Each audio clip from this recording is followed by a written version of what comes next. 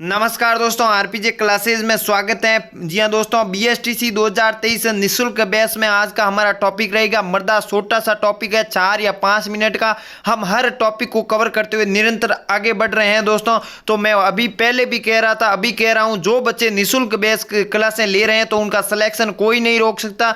जब इसकी अहमियत कब पता चलेगी, जब आप एग्जाम देने बैठोगे तो वहां पर हुबहू पर्सन हमारी क्लासों से मिलेंगे, तब आपको महसूस होगा कि वाकई सर की क्लासें क्या थी, क्या गुणवत्ता युक्त थी दोस्तों। तो चलिए बिना देरी के साथ करते हैं क्लास का प्रारंभ। वो कहते हैं ना दोस्तों, कर्म भूमि की दुनिया में श्रम सभी को करना है, भगवान सिर्फ लकीरें बनाकर देते हैं, रंग उसमें हम ही को भरना होता है दोस्तों। रंग भरना है बीएसटीसी 2023 में दोस्तों। आपको अपना सिलेक्शन लेकर अपने परिवार को वो खुशी देनी है जहां से आप इसके योग्य हो, आप सिलेक्शन के दावेदार हो दोस्तों। तो आप निरंतर मेहनत कर रहे हो तो कहीं ना कहीं उस मेहनत में ये मर्दा वाला टॉपिक भी ऐड कर दीजिएगा। चलिए शुरुआत करते हैं। देखिए, कहां से प्रश्न पूछे जाएंगे ये भी बताऊंगा और कहां से नहीं पूछे जाएंगे ये भी बताऊंगा। पूरा कॉन्सेप्ट आपके इस मात्र 4 मिनट या 5 मिनट की क्लास में आपके दिमाग में भेज दूंगा दोस्तों। चलिए करते हैं शुरुआत। मृदा का दोस्तों अध्ययन, यानी मृदा का जो अध्ययन कहलाता है दोस्तों, पेडोलॉजी कहलाता है। क्या कहलाता है? पेडोलॉजी। मृदा की उत्पत्ति हुई है दोस्तों लैटिन भाषा सोलम से हुई है, जिसका अर्थ होता है फर्श। लेकिन ये सिर्फ मृदा की पृष्ठभूमि है। प्रश्न यहां से प्रारंभ हो जाएंगे। विश्व मृदा दिवस कब मनाया जाता है? सीधा एग्जाम में प्रश्न देखने को मिलेगा। कोई गलती की गुंजाइश आपको वहां नहीं करनी है, क्योंकि अभी आप पढ़ रहे हो दोस्तों। ये प्रश्न वहां एग्जाम में आ गया तो कोई गलती आपसे नहीं होनी चाहिए। विश्व मृदा दिवस कब मनाया जाता है दोस्तों? तो 5 दिसंबर को मनाया जाता है। कब मनाया जाता है? 5 दिसंबर को। सर हम याद कैसे रखें? तो लीजिए, ट्रिक आपके सामने है। मेरा उद्देश्य, मेरा लक्ष्य आपको क्लास देना ही नहीं होता है दोस्तों। आपको हाथों हाथ याद करवाना भी मेरा लक्ष्य होता है, मेरा उद्देश्य होता है, मेरा ध्येय होता है दोस्तों। तो चलिए याद कैसे करें। अब देखिए, मृदा में कैसे लिखते हैं? मृदा ऐसे लिखते हैं। मृदा दिवस ऐसे ही आएगा आपके सामने दोस्तों। क्या आएगा? मृदा दिवस। प्रश्न इस प्रकार से ही आएगा। अब देखिए, मृदा में पीछे क्या है? द है, और दिवस में आगे क्या है? द है। और मृदा दिवस कब मनाया जाता है दोस्तों? आपके 5 दिसंबर, यानी दिसंबर में भी क्या है? द है। जहां पर भी द का लगातार कॉन्सेप्ट मिल जाए, विश्व मृदा दिवस 5 दिसंबर को मनाया जाता है दोस्तों।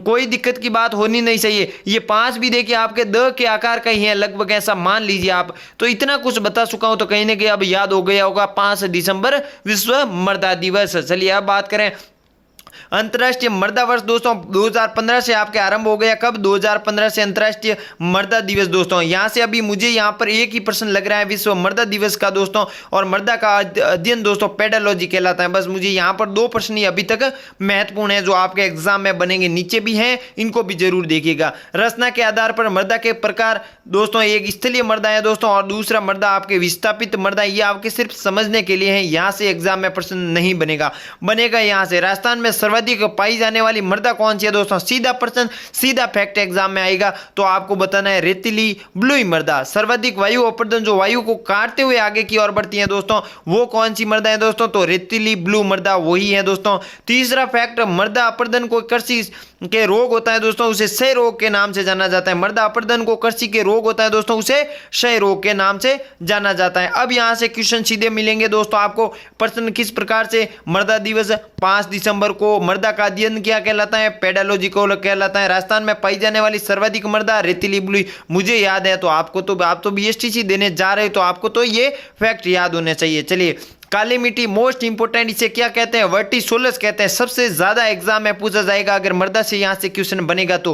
काली मिट्टी का उपनाम है, इसे वर्टिसोलस कहते हैं। इसे रेगुर मिट्टी भी कहा जाता है। तो काली मिट्टी के 2 नाम आपको उपनाम याद रखने हैं। और ये राजस्थान के दक्षिणी पूर्वी यानी 12 और बूंदी का जो क्षेत्र आता है दोस्तों, इसके अंतर्गत यहां पर काली मिट्टी सर्वाधिक पाई जाती है। आपको काली मिट्टी दोस्तों बताना है कि यहां पर उपनाम इसे वर्टिसोलस भी कहते हैं। चलिए, मिट्टियों के वैज्ञानिक नाम, ये अंतिम स्लाइड है दोस्तों। यहां से एग्जाम में सीधा आपको क्वेश्चन मिलेगा कि शुष्क रेतीली मिट्टी का वैज्ञानिक नाम क्या है, जलोढ़ दोमट का वैज्ञानिक नाम क्या है, आर्द्र लाल मिट्टी का नाम क्या है। इस प्रकार से आपको एग्जाम में इनके वैज्ञानिक नाम आपको पूछ सकते हैं। तो ये वैज्ञानिक नाम भी हमको रटने हैं, समझने हैं। अब देखिए, शुष्क रेतीली मिट्टी को दोस्तों आपके एरिडी सोल्स कहते हैं। जलोढ़ या दोमट मिट्टी कोई भी कह सकते हो, जलोढ़ भी कह सकते हो या दोमट मिट्टी, इसको अल्पिसोलस कहा जाता है। और आर्द्र लाल मिट्टी को दोस्तों आपको इंसेप्टिसोल्स कहा जाता है। और पर्वतीय मिट्टी होती है दोस्तों, उसे लिथोसोल्स कहते हैं।